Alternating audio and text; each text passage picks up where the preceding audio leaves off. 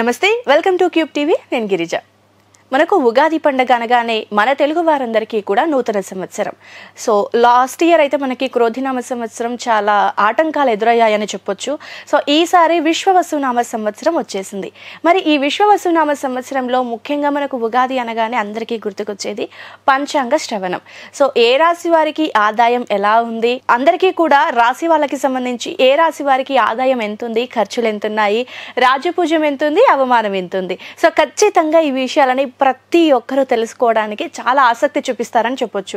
అయితే చాంద్రమానం ప్రకారం మనమైతే ఇక్కడ జ్యోతిష్యాన్ని చూసుకుంటాం కదా. మరి కేరళ నాడి జ్యోతిష్యులు వచ్చేసి సూర్యమానం ప్రకారం చూస్తారు. మరి సూర్యమానం ప్రకారం చూసుకున్నప్పుడు ఏ రాశి వారికి ఎలాంటి ఫలితాలు ఉండబోతాయి అనేది ఇవాళ మనతో పాటు ప్రముఖ ఆధ్యాత్మికవేత్త, జ్యోతిష్య పండితులు గురుస్వామి రాజన్ నమ్మోద్రి గురుగారు ఉన్నారు. మరి వారితో మాట్లాడి కేరళ నాడి జ్యోతిష్యం ప్రకారం సూర్యమానం ప్రకారం ఏ రాశి వారికి ఎలాంటి ఫలితాలు ఉండబోతున్నాయి అనేది తెలుసుకునే ప్రయత్నం చేద్దాం. గురువు గారు నమస్కారం. నమస్కారం. గురుగారు, సింహరాశి వారికి ఈ ఏడాది ఏ విధంగా ఉండబోతుంది అంటారు గురుగారు, అది కూడా సూర్యమానం ప్రకారం? తప్పకుండా. ముందుగా శ్రీ మహాగణపతి దేవతోప్య నమః. చూసేవంటి వీక్షకులకు నమస్కారం. అందరికీ మంచిగా జరుగుతుంది. సింహరాశి వారికి సింహ గర్జన, ఓకే, బ్రహ్మాండమైనటువంటి గజయోగం పట్టబోతుంది. ఏమి యోగమ్మా? గజయోగం. గజయోగం ఎందుకు అప్పుడే ఈ కూటమి ఏర్పడినప్పుడు కొందరికి మేలు జరుగుతుంది, కొందరికి కీడు జరుగుతుంది. దీంట్లో వీళ్ళకి మేలు జరిగేవంటి ఒక ఛాన్సెస్ ఉంటాయి. అదేంటంటే కొన్ని దాంట్లో మాకు వేరే రకంగా చెప్పారు, మీరు ఇలా చెప్తున్నారంటే అది చంద్రమానం ప్రకారంగా వాళ్ళు ఆ రకంగా చెప్తారు. సూర్యమానం ప్రకారంగా మాత్రం ఈ రకంగా నేను చెప్తాను.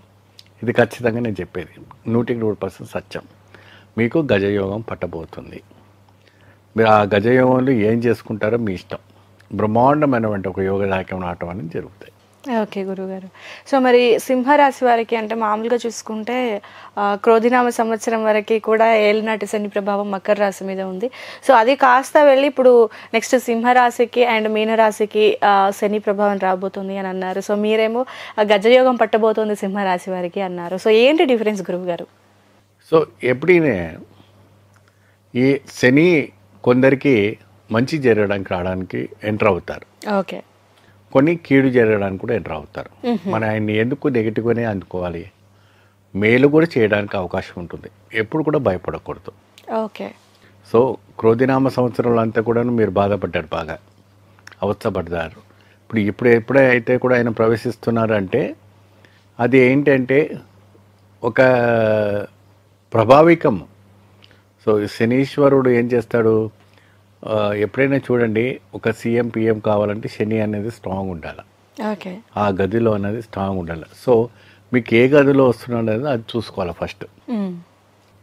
అర్థమైందా? అంటే ఏ ఇంట్లో వస్తున్నారు, 9వ ఇంట్లోనా, 7వ ఇంట్లోనా, 8వ ఇంట్లోనా, 4వ ఇంట్లోనా, ఏ ఒక్క గ్రహంలో ఏ గ్రహంలో ప్రవేశిస్తున్నాడు. Okay, okay. ఇక్కడ 8 గ్రహాలన్నీ కూడా ఒక దాంట్లోనే ప్రవేశిస్తుంది కాబట్టి దానికి నీచంగా మూలానికి రవి అధిపతి అవుతున్నాడు. అంటే శని పుత్రుడు కాబట్టి ఏమండి. సో దీంట్లో శనీశ్వరుడు ప్రవేశిస్తున్నాడు కాబట్టి గజయోగం పడుతుంది. అంటే వారు చేసుకున్నటువంటి కర్మానుసార ప్రకారంగా ఏదైతే ఇది పాప కర్మానుసారాలు అంటారు కదా, ఆ ప్రకారంగా వాళ్ళు దే విల్ గెట్ రిజల్ట్స్. అంటే సూర్యమానం ప్రకారం సింహరాశి వారికి బాగుంది అని అంటారా గురువు? చాలా బాగుంది. వాళ్ళకు శని యోగం పట్టినా కూడా, శని గ్రహ పట్టినా కూడా చాలా అద్భుతంగా ఉంటుంది. ఓకే గురుగారు. సో వ్యవసాయ పరంగా రైతులకి ఈ ఏడాది ఏ విధంగా ఉండబోతుంది అంటారు? వారికి కూడా చాలా వరకు కూడా లాభదాయకంగా రావడానికి అవకాశాలు కనబడుతూ ఉంటుంది. చాలా అద్భుతమైనటువంటి ఫలితాలు రావడానికి అవకాశం ఉంటుంది. పాడి పంటల్లో కూడా మా అద్భుత కీర్తం అన్నది మనకు కనబడుతుంటుంది. పాడిలో కూడా అనేక రకమైనటువంటి పాడి పంటలు పెంచేసుకున్నాడు. ఇప్పుడు ఎక్కువ పత్తి పంట పెడతారు. ఆ పత్తి పంటలో కూడా చక్కగా ఇప్పుడు ఎండాకాలం అంతా కూడా పత్తి, మిర్చి బాగా పెడుతూ ఉంటారు. సో దాంట్లో దిగుబడి రావడానికి అవకాశం ఉంది. ఓకే గురుగారు. సో మరి విద్యార్థులకి కాంపిటేటివ్ ఎగ్జామ్స్ వెళ్ళే వాళ్ళకి ఏ విధంగా ఉండబోతుంది అంటారు? విద్యార్థులకు కూడా ఇక్కడ శని ప్రభావం ఉంటుంది కాబట్టి ఒక ఎఫెక్షన్స్ వల్ల మంచి అద్భుతమైన జ్ఞానం అనేది ప్రసన్నం అవుతుంది. స్వామివారి మందకస్తుడు, శనీశ్వరుడు ఎవరు? స్వామి చాలా బాగా మందకస్తుడు కాబట్టి ఆయనకి ఏంటంటే చెవు కూడా వినిపించదు కాబట్టి ఆయనకు తైలంతో అభిషేకం చేయిస్తారు. నువ్వులతో గట్టిగా మర్దాన చేయిస్తారు. ఆ మర్దన చేసినప్పుడు అది స్పర్శ కలుగుతుందట. ఓకే. ప్రతి భక్తుడు కూడా నాకు చేస్తున్నాడన్న ఒక స్పర్శ కలుగుతుంది. కాబట్టి ఏ దేవుడు కూడా చేయని వంటి నువ్వుల నూనెతో ఆయనకు నువ్వుల నూనెతో చేస్తారు, ఆ నల్ల నువ్వులతో వేస్తారు, ఆ నల్ల నువ్వులతోనే ఆరాధిస్తుంటారు. కాబట్టి దానివల్ల స్పర్శతత్వం అనేది రావటం అనేది జరుగుతుంది. ఆ రకంగా ఎప్పుడైతే కూడా మీరు వెళ్తున్నప్పుడు మీ గుడిలో ఎక్కడైనా కూడా దగ్గర ఉన్నటువంటి శని ఆలయంలో ఉంటే, నవగ్రహాలయం ఉంటుంది కదమ్మా, ఏ గుళ్ళని ఈ చిన్న చిన్న ఆలయంలో కూడా నవగ్రహ ఆలయాలు ఉంటాయి.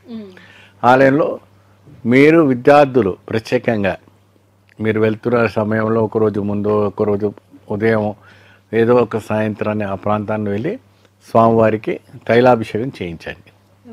మీరు అద్భుతమైన పాస్ అవ్వడానికి అవకాశాలు ఉంటాయి. ఓకే గురుగారు. సో ఓవరాల్గా చూసుకుంటే మనకి రాజకీయ పరంగా రాజకీయ నేతలకు ఏ విధంగా ఉంటుంది, సో అండ్ అలాగే ఆరోగ్యపరంగా సింహరాశి వారికి ఏ విధంగా ఉండబోతుంది అంటారు? చాలా బాగుండబోతుందమ్మా, చాలా అద్భుతంగా ఉండబోతుంది. కాబట్టి శని దోషం ఉండడం వల్ల కొద్దిగా క్షీణించబోవడానికి అవకాశాలు కనపడుతుంటాయి, కొన్ని విషయాల్లో క్షీణించడానికి. అయితే వ్యాపారస్తులకి, రాజకీయ నాయకులకి, మాట రంగంలో అంటే ఓవరాల్గా స్పీచ్ ఇచ్చే వాళ్ళకి, మరి అనేక రకమైన నాటక రంగంలో ఉన్న వారికి, బిజినెస్ రంగంలో వారికి గజయోగం బాగుంటుంది, బ్రహ్మాండమైనటువంటి గజయోగం. ఓకే. సో ఇంట్లో ఉన్నటువంటి మహిళలు కూడా గజయోగం. వీళ్ళకి ఏంటంటే వీళ్ళకు ఇతరులని మోసం చేయడం రాదు, ఎప్పుడు కూడా హెల్పింగ్ చేయడమే వీళ్ళకి తత్వం. బాగా సింహరాశి వాళ్ళకి ఏంటంటే బాగా హెల్పింగ్ నేచర్ ఎక్కువ. సో ఆ ఒక యోగం దాయకం వల్ల వాళ్ళు చేసుకున్నటువంటి పాపకర్మాల ద్వారా వాళ్ళకి శుభం కలగడానికి అవకాశం కనపడుతుంది. కానీ ఇక్కడ ఎంటర్ అవుతున్నారు ఆయన, ఇంకా ఆయన ప్రభావం అనేది లేదు. ఆ ప్రభావంలో కొందరికి పాజిటివ్ ఉంటే కొందరికి నెగిటివ్ ఉంటుంది. ఓకే గురుగారు. సో మరి సింహరాశి వాళ్లకు శుభకార్యాలు ఏమైనా జరిపించే అవకాశం, శుభకార్యాలలో పాల్గొనే అవకాశం ఉందంటారా? చక్కగా వివాహం చేసుకోవచ్చు, గృహప్రవేశాలు చేసుకోవచ్చు, కొత్త వాహనాలు కొనుక్కోవచ్చు, ఏమండి కొత్త గృహాలు కొనుక్కోవచ్చు. అన్ని విధాలమైనటువంటి ఒక దానం కూడా చక్కగా, దానం అంటే గుడాదానం అంటారు, గుడదానం అంటూ కూడా చేసుకోవచ్చు. అయితే గురుగారు ఇప్పుడు ఇది సూర్యమానం ప్రకారం మీరు చెప్తున్నది మనకి ఏడాది పరంగా ఏడాది పొడవునా వర్తింపచేస్తుంది కదా. అవును. సో ఇదంతా కూడా ఏడాది లోపు అంటే మనకు ఏడాదిలో చూసుకున్నా కొంత భాగం బాగుంది, కొంత భాగం బాగోలేదు అని అంటారు కదా. సో ఓవరాల్గా ఏడాది అంతా బాగానే ఉంటుందంటారా, ఎలాంటి సమస్యలు లేకుండా? 6 నెలలు కొద్దిగా బాగుంటుంది, 6 నెలలు కొద్దిగా నష్టం ఉంటుందమ్మా. 6 months ఇదిగా ఉంటుంది, 6 months ఇదిగా ఉంది. నెక్స్ట్ ఉగాది వచ్చేటప్పటికి వీళ్ళకి శుభవార్తను వింటారు అన్ని ప్రతిదినం. మధ్య మధ్యలో ఆ 6 నెలలు అనేది ఒక బిట్గా ఉండదు. ఇప్పుడు జూన్ నెలలో బాగుంది, జూలై నెలలో బాగుండదు, ఆగస్ట్ నెలలో బాగుంటుంది, సెప్టెంబర్ నెలలో బాగుండదు. సో అంత మాదిరి ఒక 6 నెలలు సెట్ చేసుకుంటాడు, 6 నెలలు ఇలా ఉంటుంది. ఓకే గురుగారు. సో మరి ప్రైవేట్ రంగంలో ఉన్న వాళ్ళకి, ప్రభుత్వ రంగంలో ఉన్న వాళ్ళకి ఏ విధంగా ఉండబోతుంది అంటారు? అన్ని విధాలమైనటువంటి మార్పు చేర్పులు రావడానికి జరగడానికి అవకాశాలు ఉన్నాయి. వాళ్ళకు కూడా ప్రభుత్వం నుంచి కూడా మంచి అవకాశాలు కనబడుతుంటాయి. ఐటీ రంగంలో ఉన్న వాళ్ళు కూడా విదేశాలు ప్రయాణం చేయడానికి బాగుంటుంది.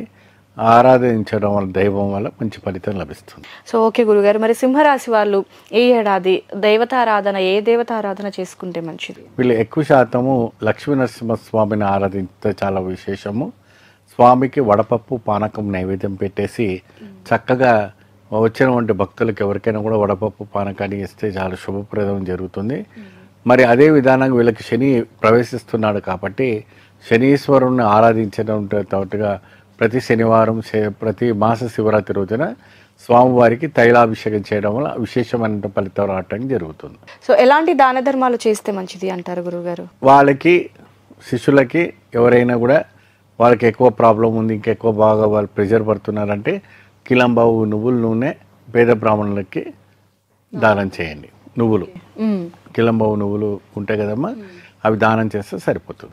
అంటే మళ్ళీ నువ్వులు అంటే అది ఒకటి వస్తుంది గురుగారు, తెల్ల నువ్వులా నల్ల నువ్వులా? నల్ల నువ్వులండి, నల్ల నువ్వులు. నవ్వల నువ్వుల శ్రేష్టం. తెల్ల నువ్వులు ఇవ్వకూడదు, అది వర్తించదు, పూజకు పనికిరాదు. అది ఓకే ఓకే, అది వంటకు దా పనికి వస్తుంది. నల్ల నువ్వులదా చేయాలి. ఓకే గురుగారు. సో ఓవరాల్గా ఈ విశ్వవసునామ సంవత్సరంలో సూర్యమానం ప్రకారం సింహరాశి వారికి ఏ విధంగా ఉండబోతుంది, ఆచరించాల్సినటువంటి నియమాల గురించి కూడా చాలా చక్కగా తెలియజేశారు గురువుగారు. ధన్యవాదాలు.